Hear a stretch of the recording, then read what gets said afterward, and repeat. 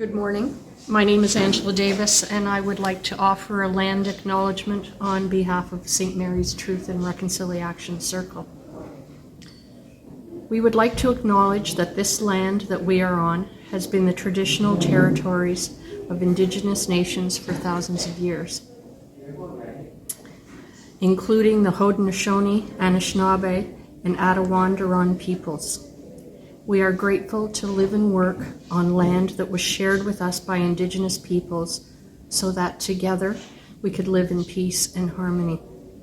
Sadly, we also know that instead of respecting treaties, we colonized the land, bringing trauma, exploitation, and death to many people. We deliberately tried to eradicate the languages, knowledge, creativity, and wisdom of First Nations, Inuit, and Métis peoples. Today, Indigenous peoples have again offered us a better path forward, and we are committed to that path. Many of us have been profoundly affected by the teaching provided to us by Indigenous organizations. In the process of truth and reconciliation, Indigenous leaders have provided a call to action for all of us to hear. It is our hope that Indigenous peoples will honor us with new partnerships and provide us with new leadership so that together we can tackle the many serious and persistent problems caused by colonization and other challenges we face in the world today. Good morning, everyone, and welcome to St. Mary's Parish. My name is Father Toby Collins, and I'm happy to welcome you all as we move forward as a parish committed to truth and reconciliation. As part of this ongoing commitment, our Reconciliation Circle has asked that people come forward and help us to learn, and that we take the initiative to learn about Indigenous peoples throughout Canada, but especially here in Waterloo region. And so I'm excited that we have a speaker this morning who I think will help enlighten us in what is going on and deepen our understanding of our past so that we can change our present and our future for the better. So I would like to call on the chair of our Reconciliation Circle, Richard Olson, to introduce our speaker this morning. Richard? Thank you, Father Toby, and good morning, everyone. It's my pleasure to introduce our speaker, Gary Warrick. Gary is an archaeologist. He has worked for the Ministry of Transportation as an archaeologist, and he's worked at Wilfrid Laurier University over several years, now retired, but continues to work and give presentations about this work, helping us all understand the Indigenous communities that lived in this area over a long period of time. So on behalf of St. Mary's Parish and our Truth and Reconciliation Circle, a very, very warm welcome, Gary. Okay, thank you. Thanks, Richard. Thanks, everyone, for inviting me. And what I'm going to talk about today, it'll be archaeology focused. It'll focuses really on the Grand River watershed, but Kitchener-Waterloo in particular. And I'm going to take you kind of on a journey all the way back 13,000 years ago when people first were in the Kitchener-Waterloo area, the Indigenous peoples. So the ancestors of the modern day Indigenous peoples, the Anishinaabe and the Haudenosaunee, or the Six Nations of the Grand River, and the Mississaugas, right? So those are their ancestors. We're not certain 13,000 years ago who was who. And as I was once told at a meeting by an elder, well, it doesn't really matter. We'll work that out. You archaeologists, that's not in your purview to kind of determine who, whether a person 13,000 years ago was Anishinaabe or Iroquoian-speaking Haudenosaunee, right? And so we don't know, right? But we do know that they were Indigenous, right? And the ancestors of the modern-day Indigenous peoples who still inhabit the Grand River watershed, right? And that's the theme kind of what I'll be talking about today, is that continuity and just the general lack of knowledge of the depth of that history. For most of us, we're taught in school still to this day that history really starts with the pioneers. In this area, it'd be the Mennonites, right? Clearing the land. And well, it started a long time before that, right? And so that's kind of what I'm going to be presenting today is looking at that very ancient history, bringing it right up to modern times, and really talking about how we might be able to better see and better present that history in schools, in the public fora, wherever we are, right? And just to remember that Indigenous peoples have a huge role to play in this place called Canada, right? I mean, the very name Canada, I used to remind my students, right? If you know, Canada, it's actually pronounced, if you're a Mohawk speaker, they don't have a k sound in their language, it's a g sound, so it would be pronounced Ganada, and so that means basically the place where we live. I mean, Jacques Cartier, mistakenly thought, oh, that means a village, right? It's like, no, not really. It just means the place where we're living, right? So he, when he first met Iroquois-speaking people in the 1500s near Quebec City, right? That's what he was told. But we've adopted that name, as a nation, right? And that's important, right? That we acknowledge that in the very name of our country, but yet somehow the history gets forgotten and gets erased and overlaid by the history of, if you're not Indigenous, everyone in this room, the newcomers, right?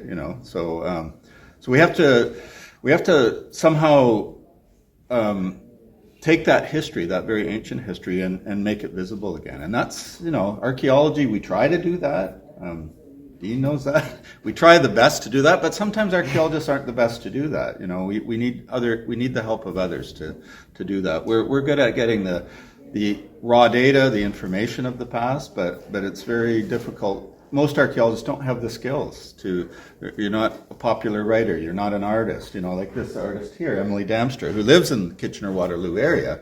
I was working down in Brantford, and this is a drawing, a painting, of life at a community called Davisville, dating to the 1820s. It was a Methodist community, Christian community, upriver from Mohawk Village, upriver from Brantford, in northwestern Brantford. All that exists is just grassy riverbank, right? You wouldn't know this village existed, but she recreated it from talking with me and my recreation from the archaeology and the history, right? So that's what I'm talking about. How do we do more of this, right? And that's what's needed. That's what school children really, as a child, I remember, looking through my textbooks, and it's like if there was a painting or a picture, a reconstruction of the past, like, wow, and it kind of burns into your brain a little bit, doesn't it, right? In a way that words don't. So we need more of this kind of portrayal of the past, and she got it pretty accurate. I mean, Indigenous people from both the Mississauga, the Credit, and Six Nations of the Grand River have looked at this painting. I've shown it to audiences in Brantford, right? And they say, yeah, that's kind of what grandpa and grandma or great grandpa, talked about, right? That life was kind of like that, right? So what I'm going to introduce, and you don't have to read all this stuff, right? But basically it's an idea of cultural landscape. So right now, when you're in Kitchener-Waterloo and walking around downtown, the churches, I don't know how old this church is, Father Toby, what does it date to? 120 years old. There you go. So it's old, right? But not super old, but it's part of the heritage landscape of Kitchener-Waterloo, right? And so are the other older buildings, right? So when you're walking around, that's a cultural heritage landscape of Kitchener-Waterloo. But it's not an Indigenous cultural heritage landscape. It's kind of gone. It was here, and archaeologists kind of dig it up underneath parking lots, underneath roads like at Fisher-Hallman, right? In farmers' fields that still haven't yet been urbanized or developed, right? So all of that exists, but we've kind of covered it over and erased it. And once you do that, it's pretty easy to just forget that there were ever Indigenous people here, right? And that's part of that whole reconciliation idea, right? Is that, they just got erased, or they don't exist here anymore. I've heard so many times, even students, non-Indigenous students say, well, the Six Nations of the Grand River, they're recent newcomers, right? They came after the American Revolution. It's like, well, yes and no. They've incorporated the Attawandaron or Neutral, who used to live in this Grand River area in 1650, into their numbers. They were refugees from Ontario, and they joined 5 nations at that time of the Grand River, New York State, but then they became 6 nations in the 18th century, and then the American Revolution happened, and then they found themselves here in the 1780s, right? But I know people who can trace their genealogy to neutral Attawandaron ancestry. So in their own family reckonings of genealogy, they know that they have connections genetically and culturally to the original people who were here in the Grand River, right? So it's important that we remember that as well, that we don't think of 6 nations of the Grand River as, wow, they were imports, from New York State. No. Yeah, they were, but no, they weren't at the same time, right? So that indigenous cultural landscape, and it's an ongoing thing. When you read this definition, it's an ongoing thing. It's lived by living indigenous community. They're still living in that indigenous cultural landscape. For most of us, I don't know how many of you have actually visited the 6 Nations Reserve or the Mississaugas of the Credit, maybe during a powwow or something like that, but I've been there countless times, in people's homes, right? And let me tell you, the practices that they still do it's mind-boggling. It's mind-boggling. When I get talking to people my age, I'm in my 60s, when I get talking to people my age, they tell me things that their parents did that are almost like the stuff we read about in the 17th century literature, right? It's like, what? You're still doing that today? Whoa.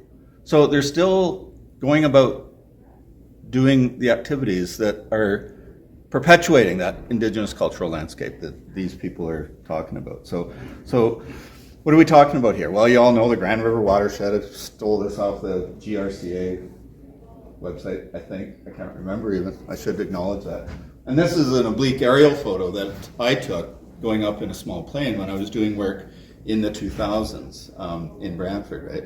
So that's what we recognize as the Grand River watershed, right? I mean, it's this rural landscape with villages and towns and cities, right? Looks very European. It's all carved up into lots and concessions, all rectilinear, right? Because that's the way you surveyed land in the 18th century. Not so in medieval times. If you look at the medieval landscape, say, of Britain or France, it's all higgledy-piggledy, right? But in the 18th century, that's where you got all these rectilinear lots and concessions, right? And it carves up the land in a way that, and overlays. It overlays that European way of owning and using the land on top of an indigenous landscape that was once there, and still is there. They're trying their best. So the first inhabitants of Kitchener-Waterloo area, of the Grand River watershed, first of all, there weren't very many on all of southern Ontario, to the best of my ability, and people like Chris Ellis, he's an archaeologist that's worked specifically with the remains of these very ancient peoples. There's not very many sites in southern Ontario. There's some. But we know just from the limited finds that they were probably caribou hunters. There were caribou running around here. There were mastodons and woolly mammoths, those big hairy elephants wandering around. It was a spruce forest. It didn't look anything at all. The landscape, physical landscape, the vegetation didn't look at all like what it looks like today. And so very small groups, probably groups of 25 to 30 people, and probably only about 10 of those groups throughout all of southern Ontario, or southwestern Ontario at that time. That's it. So imagine the population of southern Ontario 13,000 years ago being 200, 250 people. What a different place that would be, right?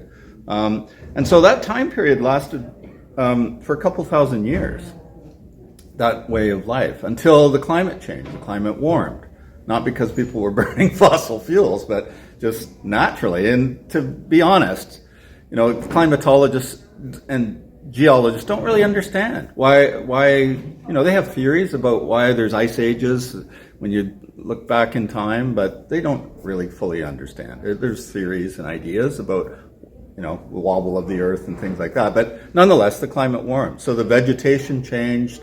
The ice age animals went extinct.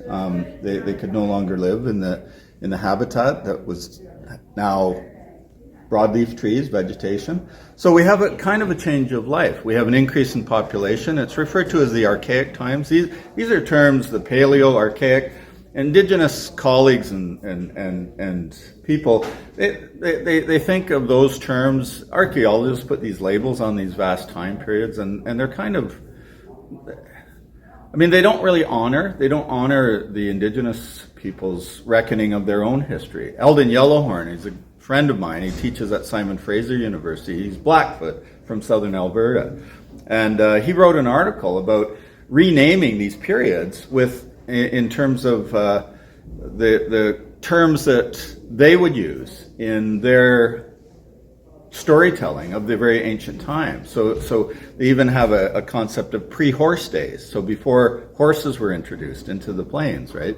They call it a pre-horse kind of period. And then there's periods before that. So Eldon, wants more of that to happen. But for now, these are the terms given to these vast time periods. So the Archaic times, it lasted, 8,000 years, right? 8,000 years. Think about 8,000 years, right? In terms of European history. I mean, wow, that's a vast period of time. And it doesn't mean that people didn't change their way of life. They did. And we know that. We can track it. It wasn't just different styles of spearheads and lance heads and eventually arrow points, right?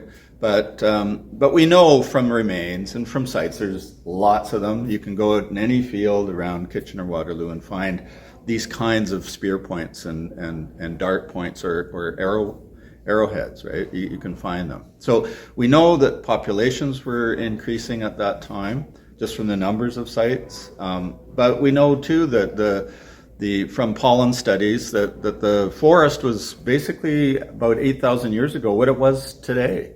So we would recognize, if we would transport it back in time 8,000 years to Kitchener-Waterloo, you'd be in the forest, but you'd go, yeah, I know all these trees, and there's a deer over there. And we'd recognize the vegetation, the wildlife.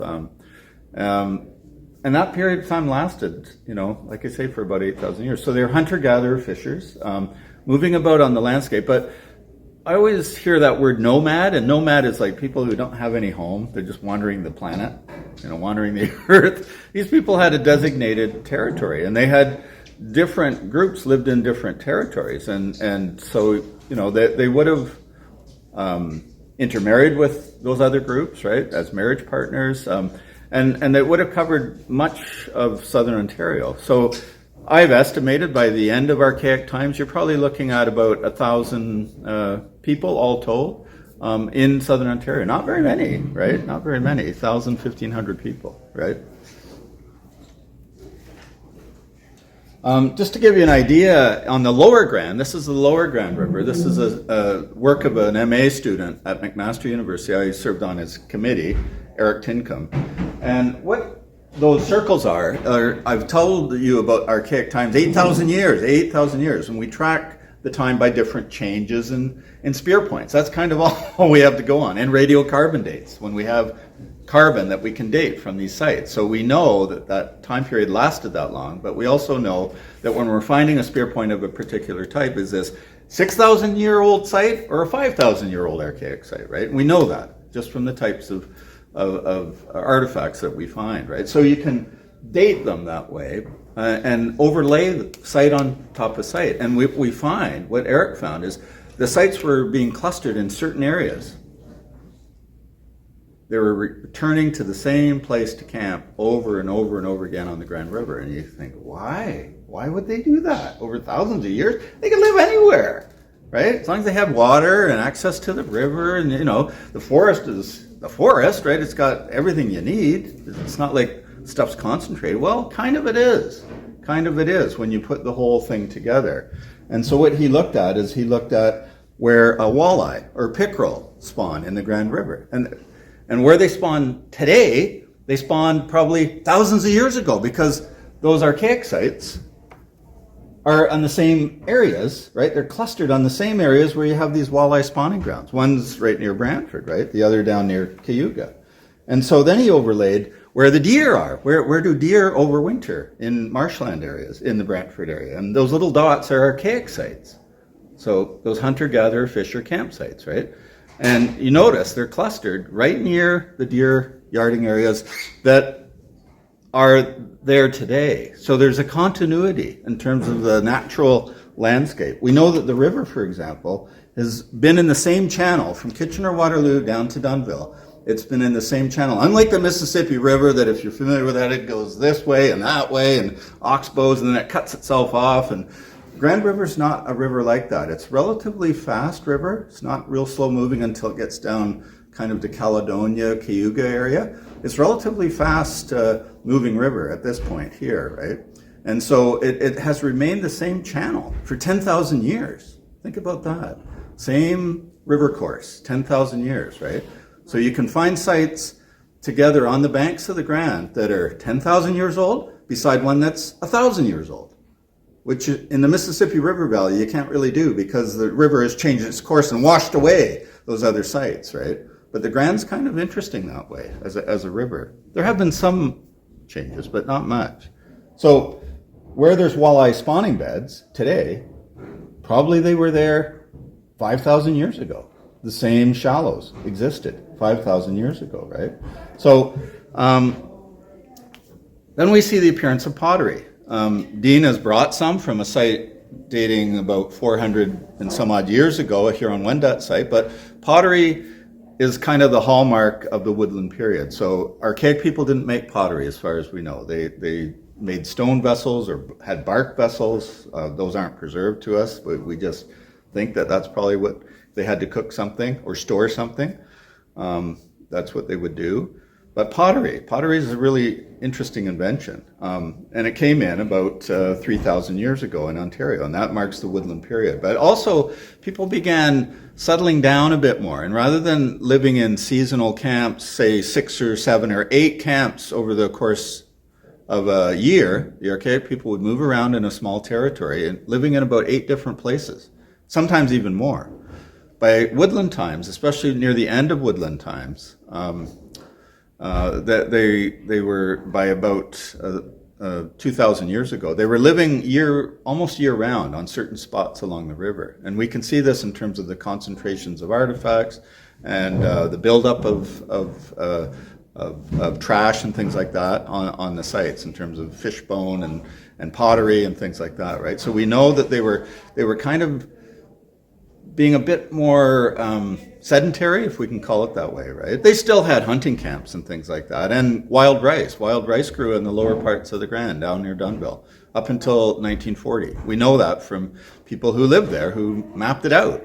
There was a guy called Peter Pringle, who was a carver of duck decoys. There's a book written on him, if you just Google it, Peter Pringle, right? But he was an avocational archaeologist as well, but he documented on a series of maps wild rice beds in Dunnville. And you know what's there along the banks of the river near Dunnville?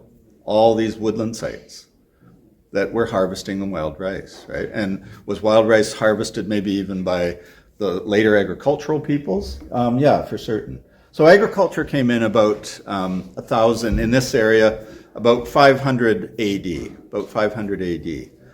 we see the first carbonized kernels of corn in sites near Cayuga, so down in the lower Grand River, not up this far.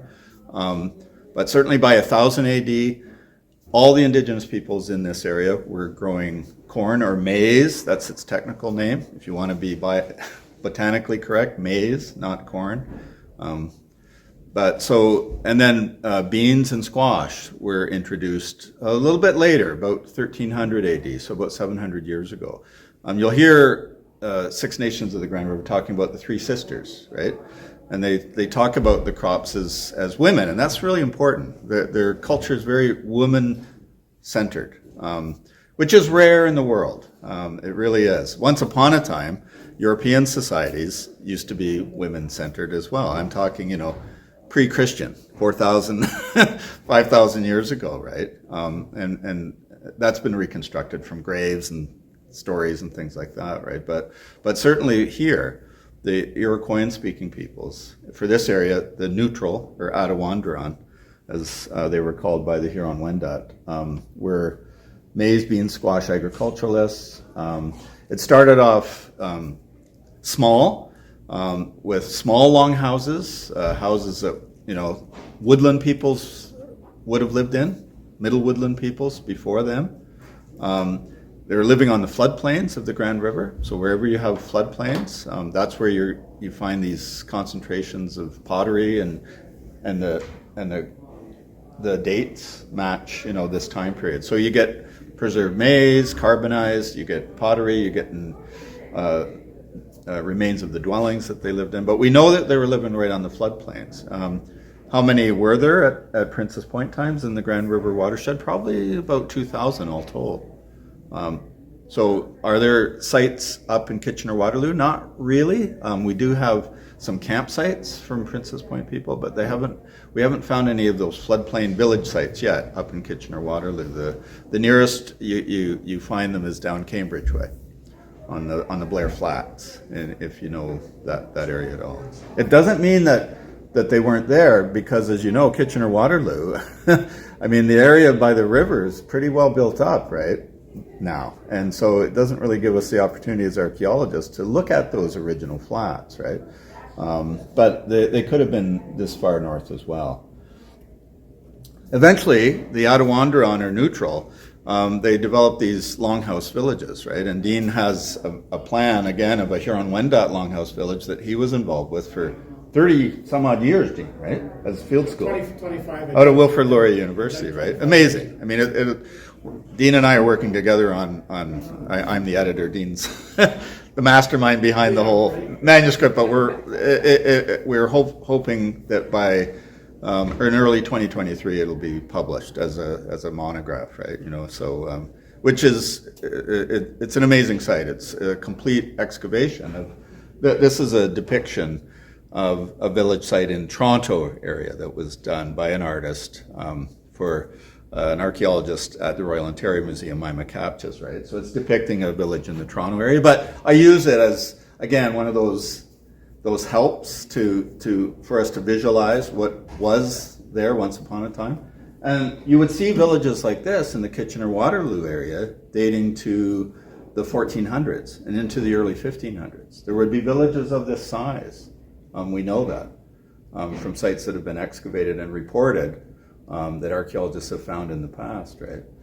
So this is the landscape that Kitchener-Waterloo that you would have seen if you'd gone back 500, 600 years to Kitchener-Waterloo. You would have seen longhouse villages, maize fields. So you can see the maize fields here that are carved out of the forest. They're also keeping the forest close. That's really important.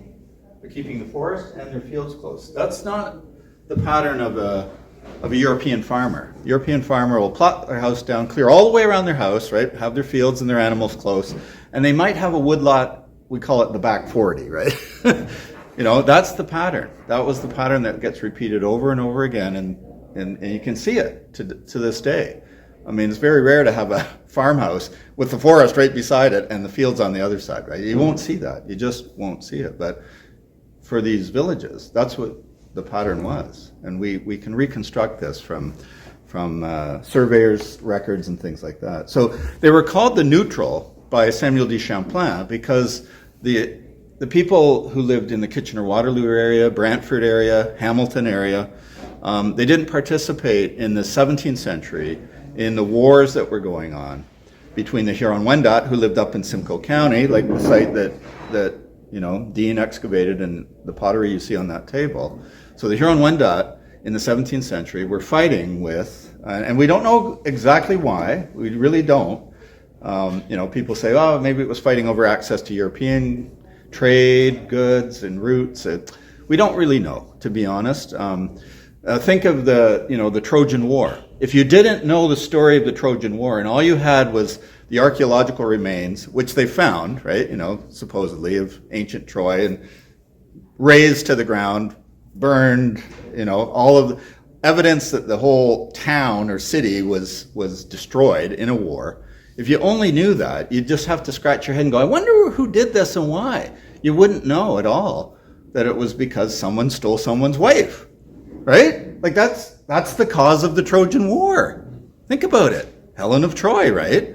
Someone stole someone's wife. It's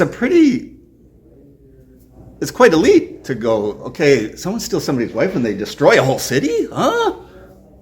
But think of warfare today or warfare in the past, right? You have these animosities between people that exist, and all it takes is a spark, some kind of event to say, yeah, we knew you were bad guys. We're going to war against you, right? They just need an excuse, right? So you got to think of it that way. So who knows we don't know the history between these different groups, right? But there were obviously, fights and feuds and things like that, right? And when you don't have, centralized governments to control that, well, you got people doing things that are retaliatory, and it just escalates, right? So whatever the reason, we know that the Huron-Wendat and the people from the Five Nations Iroquois at that time, the Haudenosaunee, living south of Lake Ontario, were fighting with one another. The Attawandaron in this area, this was like Switzerland in the 17th century, and we're told that when a Huron-Wendat and a Haudenosaunee warrior were in their area, they had to lay down their weapons to enter the village. It was Switzerland, right? And they were a force to be reckoned with. That's why.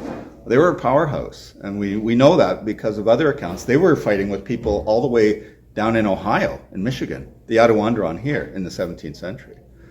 So it wasn't like they were peaceful people, but they weren't, you didn't want to mess with the neutral Attawandaron, essentially, right? So they remained neutral right up until the time when the Haudenosaunee flexed their muscles and basically had a series of battles, defeated the Huron-Wendat, incorporated a lot of their Huron-Wendat into their numbers, and then turned their attention on the neutral Attawandaron.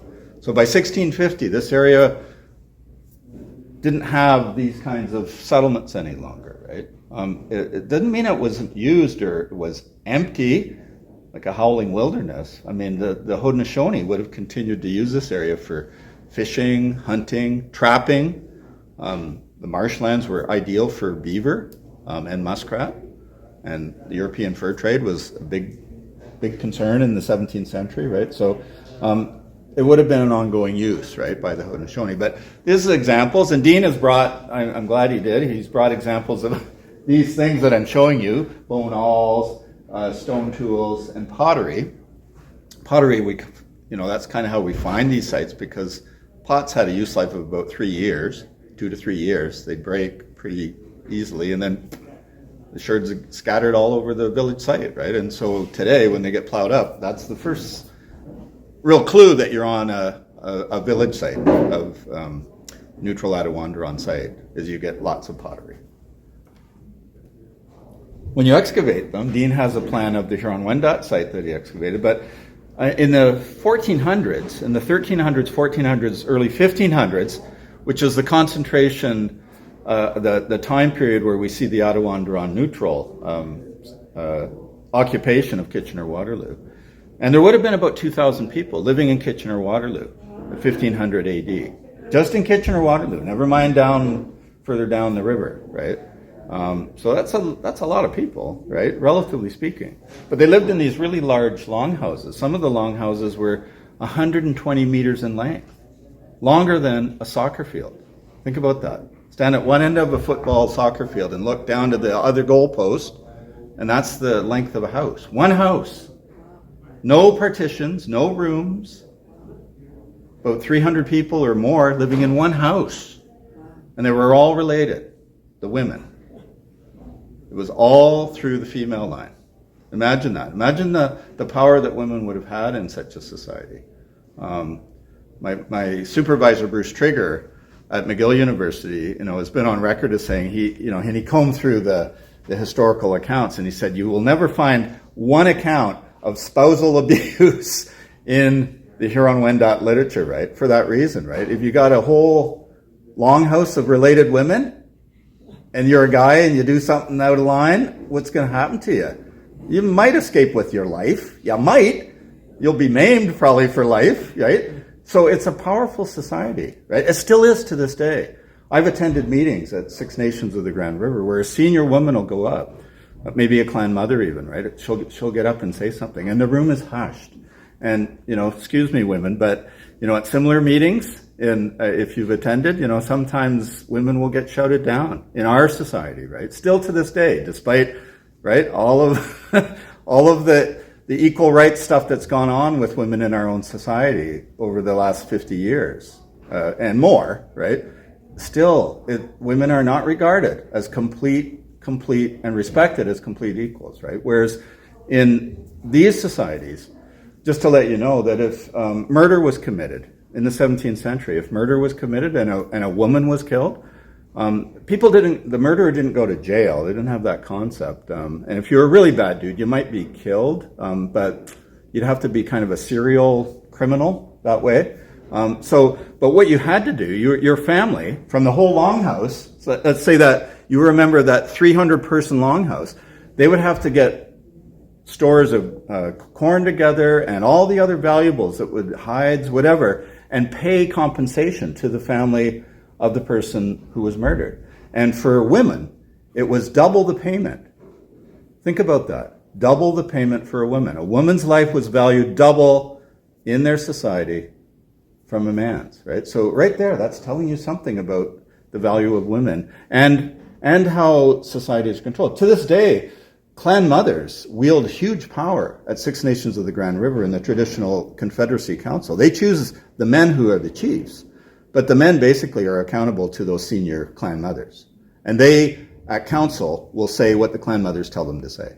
They're representatives of the clan mothers, essentially, right? Interesting, right? Interesting form of government. And some people say, oh, that's not democratic. It's like, yeah, but, do they get the job done? And did their societies at this time work? Oh, yeah, they did. In a very amazing, sustainable way, right? And we know that. So this is a blow-up of one of the longhouses showing you the central hearths. Two families shared a hearth. So family here, family here, family here, family here. We're missing some hearths in here that weren't found because they probably got plowed away. But this house here probably would have had 6, 7 hearths, so do the math, right? You got families of 6 to 7, maybe 8 people, because they're not just nuclear families. It'd be an unmarried woman, right? So an older sister who might be living with one of the families, or grandma, right? Grandma's a widow, right? Say her husband died, right? So they'd be living with that family, right? So you just do the math, right? In a house like this, it could have easy 80, 100 people living in that one house, right? So and that's relatively small house. This gives you an idea. This is my old shot here, and it's a little bit out of focus because it's from a slide, right, that I've made into a digital image, right? But it's from the 1970s, and it's a site near Freelton, dating to about 1300 AD. To give you an idea, I'm standing at one, not even at the end of the longhouse, kind of halfway down, taking a shot of the longhouse that's been cleared out either side. So it gives you an idea as to the width of the house and the length of the house, right, relative to the excavators, the archaeologists who are sitting there either side of the longhouse, right? It's kind of one of those images that stays with you, right? These are reconstructions. If you've been to Crawford Lake near Campbellville, Crawford Lake Conservation Area, there was a village site there dating to about late 1300s, early 1400, excavated by an archaeologist called Bill Finlayson.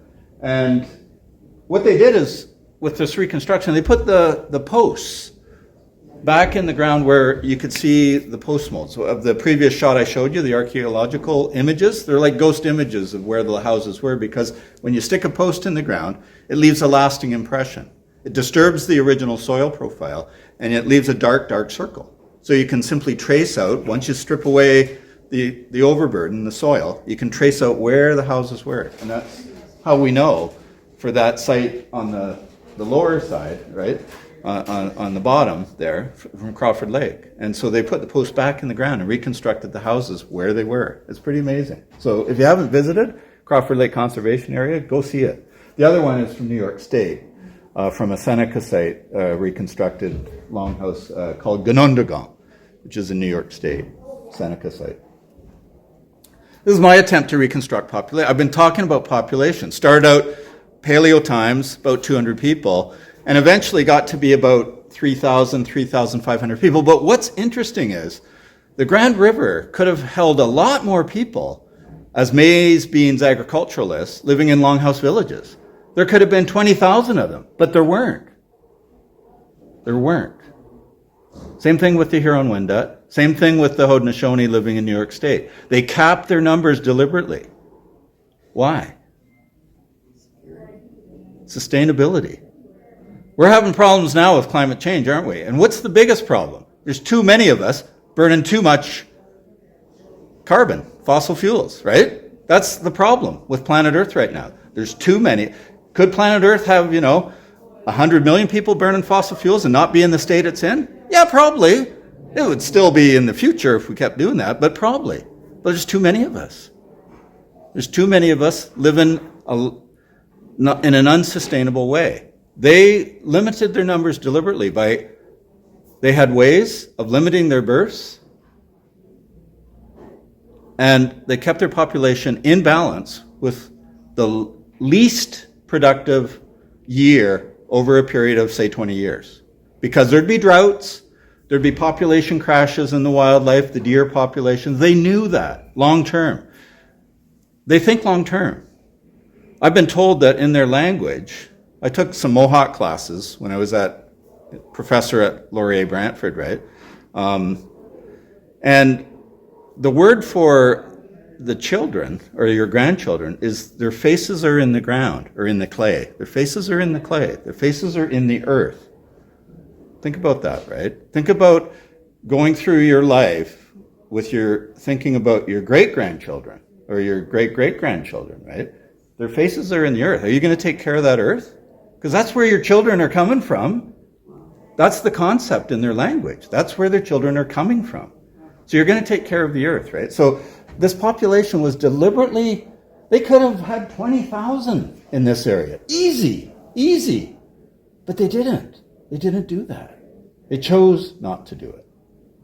They chose not to do that. And that's important. It's important that, this is a lesson from the past that really, today, are we living sustainably? I would say, if anyone in this room says, oh yeah, of course we are, right? No, we're not. And we all know it, don't we? We all know it. We all know it. And if we had that mindset of our great-grandchildren being in the earth, right? They're still not formed yet, but we better take care, right? Somehow we lost it. Our ancestors once upon a time all had those concepts from Europe or Asia or wherever you're from, Africa, doesn't matter. All of us, our ancestors had those concepts, but we lost them along the way, right? But for Indigenous peoples, I'm not saying are they perfect. They drive pickup trucks. They contribute they know that. They know their populations there's more Indigenous peoples in Canada than there ever have been, right? So they know that. They know that they are contributing as well. They're trying to do their best to limit that. But, they're people of the 21st century as well. They're living the lifestyle like all of us, right? So it'd be difficult for them. Imagine that, especially an elder that's tied to these traditional ways of thinking, right? Trying to live their life in the 21st century, but yet, and it's tough. And they talk about it. I've heard people talk about it. It's really a difficult thing. So by the time we get to historical times, Europeans have had an impact, diseases, they reduced the population in the 1630s in this area by 2/3.